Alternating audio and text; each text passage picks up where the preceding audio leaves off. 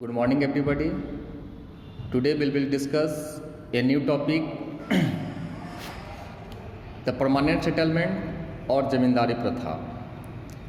So let us start. The Lord Cornwallis also made an attempt to reform the revenue department. In 1790, a 10-year settlement was made with the zamindars. The zamindars were organized as the owner of land. They were required to pay annual revenue to the state of the basis of 89% of the rental. The old committee of revenue was renamed as the Board of Revenue. जैसा कि आपको पता होगा बच्चों, सबसे पहले 1790 ईस्वी में बोर्ड ऑफ रेवेन्यू का गठन किया गया था लॉर्ड कॉर्नवालिस के द्वारा, जिसमें यह निर्धारित किया गया था 1790 में कि कौन सा जमींदार कितना हमें रेंट दे रही है भूमि की। निर्धारित की गई थी 89%, निर्धारित की गई थी 89% कि you collected the all taxes and you gave the 89% of tax given to the East India company and 11% are keep itself. जैसा कि स्पष्ट है कि जब बोर्ड ऑफ रेवेन्यू का गठन 1790 ईस्वी में किया गया लॉर्ड कॉर्नवालिस द्वारा, तो इसमें निर्धारित किया गया कि जितने भी जमींदार थे, खासकर बिहार, बंगाल और उड़ीसा की मैं चर्चा कर रहा हूँ, जैसे परमानेंट सेटलमेंट बिहार, उड़ीसा और बंगाल और पूर्वी उत्तर प्रदेश क्षेत्र में ही लागू की गई थी। तो यहाँ पे कलकत्ता में एक बोर्ड ऑफ रेवेन्यू का गठन किया गया, जिसमें यह स्पष्ट किया गया था कि जितने भी जमींदार लोग हैं जिनको भूमि दिया गया, उनको 10 साल के लिए निर्धारित कर दिया जाए कि आपको रेंट देना है इस ज़मीन का, और ये 10 साल का जो रेंट देना था, इस रेंट में 89% जो है आपको ईस्ट इंडिया कंपनी को देना है और 11% रेंट जो है और आपको स्वयं रखना है। इन 1793 the decennial settlement was declared permanent and came to be known as the permanent settlement of the Bengal. The zamindar had to pay 89% of the collection of revenue to the state, and this amount was fixed forever. It was not to be increased in the future. The zamindar could keep the 11% of the collection of their own share. अब इसी जो 1790 में जो नियम बनाया गया था 10 साल के लिए, 1793 में उसको परमानेंट कर दिया गया कि जिस जमींदार को 10 साल के लिए ठेका दिया गया था और 89% दिया गया था कि 89% आपको ईस्ट इंडिया कंपनी को देनी है, 11% अपने पास रखनी है, अब उसको 1793 में 10 साल के बदले उसको परमानेंट कर दिया गया। जो जमींदार के पास जो ज़मीन है, आप परमानेंट उस ज़मीन को रखिए और आप टैक्स कलेक्शन करके आप ईस्ट इंडिया कंपनी को दीजिए। अब कितना देना है भाई? तो आपको 89% जो कलेक्शन होगा, आप 100% में से 89% आपको राज्य को देना है, ईस्ट इंडिया कंपनी को देना है, और 11% आप स्वयं रखिए। और ये भी बताया गया था कि किसी भी सूरत में 89% से ज़्यादा रेवेन्यू को नहीं बढ़ाया जाएगा, भविष्य में भी किसी भी सूरत में 89% से ज़्यादा टैक्स इंक्रीमेंट नहीं की जाएगी। The tax will be not be increase above the 89% and 11% tax you take itself. आप 11% अपने पास रखें और 89% आप ईस्ट इंडिया कंपनी को दें। और बाद में यही प्रथा जो थी वो जो हम परमानेंट सेटलमेंट कहते हैं, बाद में यही प्रथा जमींदारी प्रथा कहलाने लगी। अब जमींदारी प्रथा कहाँ कहाँ लागू हुआ था? तो बिहार में, बंगाल में, उड़ीसा में। बिहार, बंगाल और उड़ीसा और पूर्वी उत्तर प्रदेश में this system we implemented 1793। Bihar, Bengal, Orissa and east Uttar प्रदेश।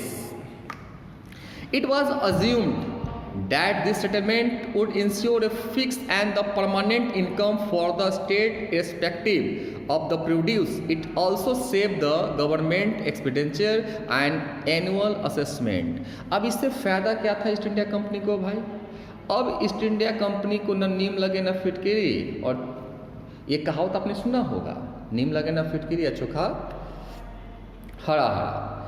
जैसे कि इसमें ईस्ट इंडिया कंपनी को 1 रुपया खर्च नहीं हो रही है, किसी प्रकार के उनको सरकारी उपक्रम का प्रयोग नहीं करना पड़ रहा है, और सीधे सीधे बैठे बैठे उनको 89% टैक्स उनको मिल रही है। और वो टैक्स कौन दे रहे हैं? तो भारतीय लोग ही दे रहे हैं, जो जमींदार कहलाते थे उस समय, जो सामंत हो या जमींदार हो, वही क्या करते थे, वो टैक्स कलेक्शन कर रहे हैं। और जब 100% टैक्स कलेक्शन हो रहा है तो 89% वो ईस्ट इंडिया कंपनी को दे रहे हैं, 11% अपने पास रख रहे हैं। Understood? This settlement had it's on the problem.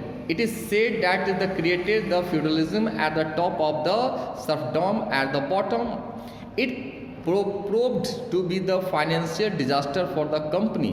An increase in the production was one of the benefited to the company, and it could not increase its share of the revenue that was the permanently fixed. On the other hand, the zamindar got richer and richer. इस settlement का जो सबसे बड़ी समस्या ये थी कि इससे सामंतवाद और जमींदारी प्रथा की शुरुआत हो गई। नतीजा क्या हुआ कि कंपनी तो अपना टैक्स लेकर निकल गई, कंपनी टैक्स लेकर तो निकल गई, लेकिन इसमें समस्या क्या हो गई कि जमींदारी प्रथा बढ़ते जा रही थी और जमींदार सीधे सीधे टॉप पे पहुंचते जा रहे थे, और जो किसान थे वो बॉटम में पहुंचते जा रहे थे। किसान के पास कोई ऑप्शन नहीं था। नतीजा क्या था कि जमींदार अमीर से अमीर होते चले गए और किसान गरीब से गरीब होते चले गए। दूसरी तरफ इसको फिक्स कर दिया गया था, परमानेंट कर दिया गया था। इस टैक्स को ना बढ़ा सकते हैं ना फिर घटा सकते हैं। In condition of the famine or failure of monsoon, the zamindar failed to pay the state share of the revenue. The state demand was very high and the company official oppressed the zamindar. They were deprived of their lands which were sold by auction to the other zamindar. अब दूसरी परिस्थिति में क्या थी कि जब कभी कभी सुखाड़ आ जाता था, किसानों के पास देने को होती नहीं थी कुछ, लेकिन ईस्ट इंडिया कंपनी जमींदारों पर दबाव बनाने लगता था कि आप हमको इतना टैक्स चाहिए।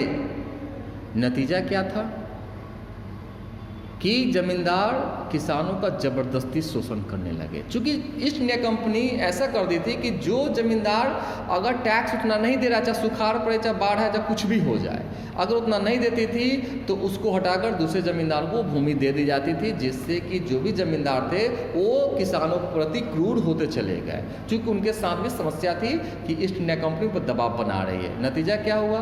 धीरे धीरे किसान अपनी खेती बाड़ी छोड़कर दूसरे कार्यों की तरफ बढ़ गए। It was the peasant who suffered the most from the system. They were totally dependent on the जमींदार for their the living. नतीजा क्या हुआ? किसान बिल्कुल ही प्रभावित होने लगा इस सिस्टम से और पूरा का पूरा डिपेंड वो जमींदार पर ही हो गया। Their property right led the जमींदार. नतीजा उनकी जो संपत्ति का अधिकार था वो जमींदारों के हाथ में चली गई। क्रॉप और no crop, they had to pay rent were the deprived, चाहे फसल हो या ना हो उनको टैक्स देना है। धीरे धीरे क्या हुआ कि आने वाले जनरेशन जो थे वो धीरे धीरे किसान खेती किसानी को छोड़ते चले गए और दूसरे पेशा की तरफ वो मूव होते चले गए। बच्चों यहाँ तक बताते हैं कुछ ऐसे किसान थे, अच्छे किसान, जो ये पेशा छोड़ के चोरी डकैती करना शुरू कर दिए थे, जंगलों में चले गए थे डर से कि अब जो खेती नहीं है तो क्या कर, जंगलों में चले गए थे। बहुत सारे किसान चोरी डकैती करना शुरू कर दिए थे, बहुत खेती किसानी छोड़ के दूसरे काम में लग गए थे। इस प्रकार से हम देखते हैं कि कैसे उनका शोषण होना शुरू हो गया। The permanent settlement were made in the Bengal, Bihar, Orissa, some part of UP and the north Karnataka. They covered 90% of the total area of the British. और ये परमानेंट सेटलमेंट जो थी वो पूरे भारत का 19% भूमि पर ये लागू थी।